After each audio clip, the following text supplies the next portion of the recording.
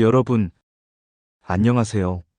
여기는 중년의 삶을 깊이 있게 바라보는 유튜브 채널 정중한 시선입니다. 오늘 우리가 함께 나눌 이야기는 다소 무겁지만 꼭 짚고 넘어가야 할 현실입니다. 요즘 들어 50대와 60대 사이에서 파산이라는 단어가 심각하게 회자되고 있습니다. 그저 남의 이야기 같으신가요? 그런데 통계를 보면 절대 그렇지 않습니다. 서울시가 발표한 자료에 따르면 지난해 개인 파산을 신청한 사람들 중 무려 62%가 50대 이상이었습니다.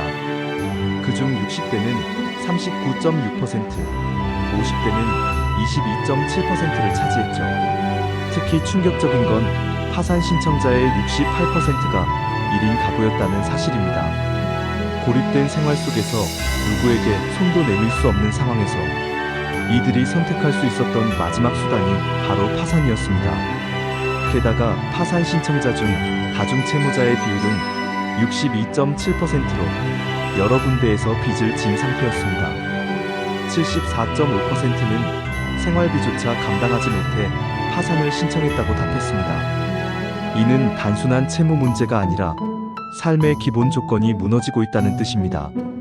그렇다면 왜 중장년층에서 이렇게까지 파산이 많아졌을까요? 가장 큰 이유는 경제적 기반의 붕괴입니다. 정년 이후 재취업의 어려움, 퇴직금 감소, 사업 실패, 자녀 뒷바라지로 인한 과도한 지출까지.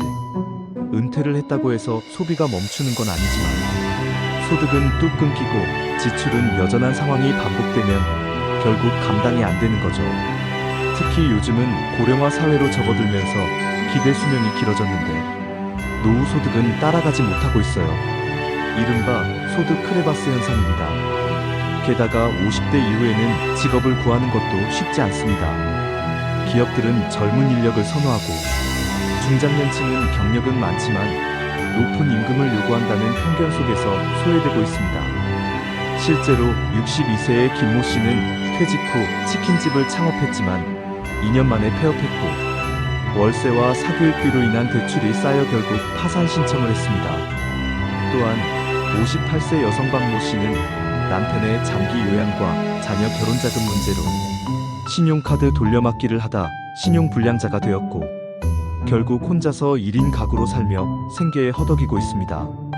그리고 66세의 최 씨는 퇴직 후에도 일하고 싶었지만 체력적 문제와 취업 기회 부족으로 1년 넘게 실직 상태로 지내다 결국 주거비 부담으로 파산을 신청했습니다.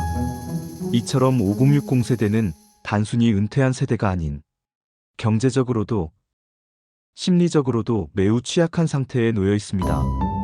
문제는 여기서 끝이 아닙니다. OECD 국가 중 대한민국의 노년층 상대적 빈곤율은 무려 39.8%로 가장 높습니다. 즉, 우리나라에서 66세 이상 노인의 10명 중 4명은 빈곤층이라는 이야기입니다. 1인 가구의 증가와 함께 돌봄 사각지대도 심각한 문제로 떠오르고 있죠. 고립된 생활, 사회적 단절, 그리고 우울증과 자살률 증가까지 이어지고 있습니다. 5060 세대는 이제 노년을 준비하는 세대가 아니라 이미 빈곤과 고립의 현실을 살고 있는 세대입니다. 이 문제를 해결하지 않으면 곧 70대, 80대에도 똑같은 문제가 반복될 것입니다. 그렇다면 우리는 어떻게 해야 할까요?